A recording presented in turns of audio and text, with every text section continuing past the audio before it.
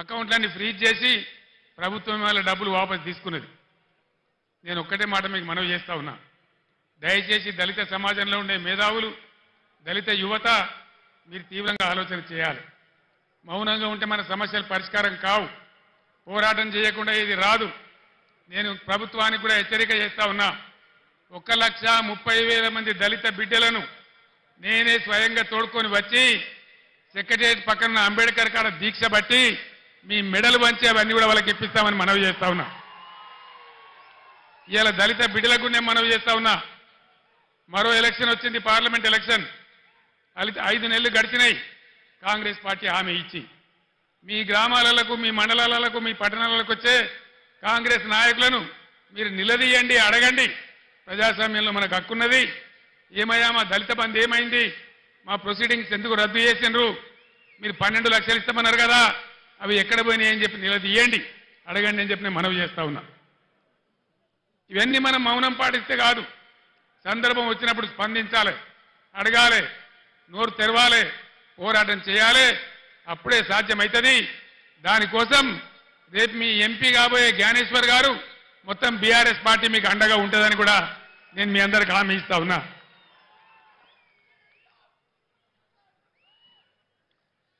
గురుకులాలు పెడితే ఆర్ఎస్ ప్రవీణ్ కుమార్ గారు వాటిని అద్భుతంగా నడిపిస్తే 100,000 మంది పిల్లలకు ఐఐటీలో, ఐఐఎంలో, మెడిసిన్లో, ఇంజనీరింగ్లో సీట్లు వచ్చినాయి. వేలాది మంది దళిత, గిరిజన, బలహీన వర్గాల బిడ్డలు ఓవర్సీస్ స్కాలర్షిప్ తీసుకొని విదేశాలలో విద్య కూడా చేస్తూ ఉన్నారు. కులము, మతము ప్రసక్తి లేకుండా కళ్యాణ లక్ష్మి ఇచ్చినాం. ఈ ప్రభుత్వం ఏం చేసింది? కాంగ్రెస్ పార్టీ ఏం హామీ ఇచ్చింది? కేసీఆర్ ₹1,00,000 ఇస్తా ఉన్నాడు, మా ప్రభుత్వం వస్తే తులం బంగారం కూడా కల్పిస్తామని చెప్పినారు. యాడికి పోయింది తులం బంగారం? నేను మొన్న సిరిసిల్లలో కూడా అడిగినాను, తులం బంగారం కొందామంటే మార్కెట్లో దొరకలేదా ఈ ప్రభుత్వానికి? ఇది ప్రజలను మోసం చేయడం కాదా? దయచేసి మీరు ఆలోచించాలని చెప్పి నేను కోరుతా ఉన్నా. అదేవిధంగా కులము, మతము అనకుండా కుల వృత్తుల మీద ఆధారపడ్డ బిడ్డలు, గొల్ల కుర్మలకు గొర్రెలను ఇచ్చినాం. ముదిరాజుల గంగపుత్రుల కోసం 100 కోట్ల రూపాయలు పెట్టి చేప పిల్లలు పెంచినాం. చేనేత కార్మికులకు పని కల్పించినాం, సబ్సిడీలు ఇచ్చినాం. గౌడ కులస్తులకు చరిత్రలోనే ఏ ప్రభుత్వం చేయనటువంటి పని చేసి చెట్ల మీద ఉండే రకాన్ని 100కు 100% రద్దు చేసినాం.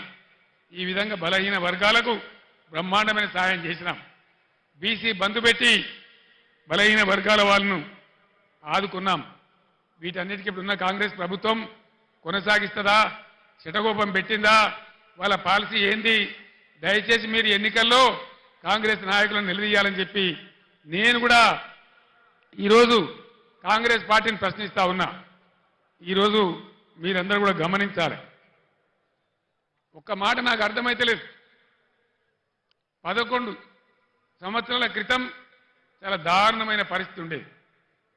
1.5 సంవత్సరంలో కరెంటును బ్రహ్మాండంగా తయారు చేసి రైతాంగానికి, ఇళ్లకు, పరిశ్రమలకు, ఐటీ రంగానికి అందరికి కూడా 24 గంటల సరఫరా 9 సంవత్సరాల పాటు ఇచ్చినాం. కేసీఆర్ పక్కకు పోగానే కరెంట్ ఎందుకు మాయమైంది? దీనికి కారణమేంది? ఇది ప్రభుత్వ అసమర్థత కాదా? వీళ్ళే మనకిప్పుడు జవాబు చెప్పాలని చెప్పి నేను కోరుతా ఉన్నా. చాలా సింపుల్ కదా, వీళ్ళు కొత్తగా ఏం చేసే అవసరం లేదు. గత ప్రభుత్వం ఎట్లా నడిపిందో అట్లా నడిపిస్తే సరిపోయే పరిస్థితి. దాన్ని కూడా ఇవ్వలేని అసమర్థ ప్రభుత్వం ఈరోజు ఉంది. అది కూడా మీరు ఆలోచన చేయాలని చెప్పి నేను కోరుతా ఉన్నా. మిషన్ భగీరథ అద్భుతమైన పథకం. ఐక్యరాజ్య సమితి కూడా మన్ననలు అందించినటువంటి ప్రభుత్వం. 11-12 రాష్ట్రాల వాళ్ళు మేము కూడా చేసుకుంటామని ఇక్కడికి వచ్చి చూసి అభినందించిపోయిన పథకం. ఇలా మంచినీళ్ళకి ఎందుకు కొరత వస్తూ ఉంది? ట్యాంకర్లు ఎందుకు వస్తూ ఉన్నాయి? మళ్ళా బోర్లు వేసే పరిస్థితి ఎందుకు వస్తూ ఉంది? ఇది ఎవరి తెలివి తక్కువతనం? దయచేసి ఆలోచన చేయాలి. కొత్తవి రాకపోయినా ఉన్నాయి ఊడగొడతా ఉన్నారు. అవన్నీ కూడా మీరు చూస్తూ ఉన్నారు. దయచేసి ఆలోచన చేయాలి. కరెంటుకి ఏం రోగం వచ్చింది? మంచినీళ్ళు ఎందుకు ఇవ్వలేకపోతున్నారు? ఇది ఏం లోపము? దీనికి మరి ఎట్లా సరి కావాలా? ఈ పార్లమెంట్ ఎన్నికల్లో మీరు ఒక నిర్ణయం తీసుకోవాలి. తెలంగాణ ప్రజల చేతులలో, మంచి పద్ధతికి మంచి అభివృద్ధికి పోయినటువంటి తెలంగాణ రైతుల చేతులలో ఉన్నటువంటి ప్రభుత్వం పక్కకు జరిగినంత మాత్రాన ఇన్ని బాధలు ప్రజలకు ఎందుకు రావాలి? ఇలా ప్రజలకు ఏం కావాలి? ప్రజల చేతిలో ఒక అంకుశం కావాలి, ఒక హంటర్ కావాలి. కాంగ్రెస్ పార్టీ మెడలు వంచి, ఈ ప్రభుత్వం మెడలు వంచి ఇవన్నీ మీకు చేయించేటువంటి ఒక అంకుశం కావాలి. ఆ అంకుశంలో ఒక పదునైనటువంటి మునదేలినటువంటి అంకుశం మన చేవెళ్ల అభ్యర్థి ఖ్యాతాని జ్ఞానేశ్వర్ గారు. అనుభవం ఉన్న వ్యక్తి, బలహీన వర్గాల వ్యక్తి. ఖచ్చితంగా ఈ ప్రభుత్వాన్ని మెడలు వంచి మీ పనులు చేయించానంటే ఈరోజు తెలంగాణలో అన్ని ఎంపీ స్థానాలలో బీఆర్ఎస్ఏ గెలవాల్సిన అవసరం ఉంది. లేకపోతే ఏమవుతుంది? ఒకటే మాట మీరు ఆలోచన చేయండి. 5 నెలల కింద అడ్డగోలు మాటలు మేము చెప్పినాం, అన్ని పంగనామాలు పెట్టినాం, ఏ పాలసీ సరిగా లేదు, ఉన్నవి కూడా ఊడగొడతా ఉన్నాం, కరెంటు చక్కగా ఇస్తలేం, రైతు బంధు కూడా చక్కగా ఇయ్యలే, పంటలు కొంటలేము, 500 బోనస్ ఇస్తలేము, అయినా కూడా మాకే ఓటేసినరు, ఇంకా మేము ఏం చేయకున్నా మమ్మల్ని ఎవరు ఏమనరు అనే అభిప్రాయం వస్తుంది. తస్మాత్ జాగ్రత్త.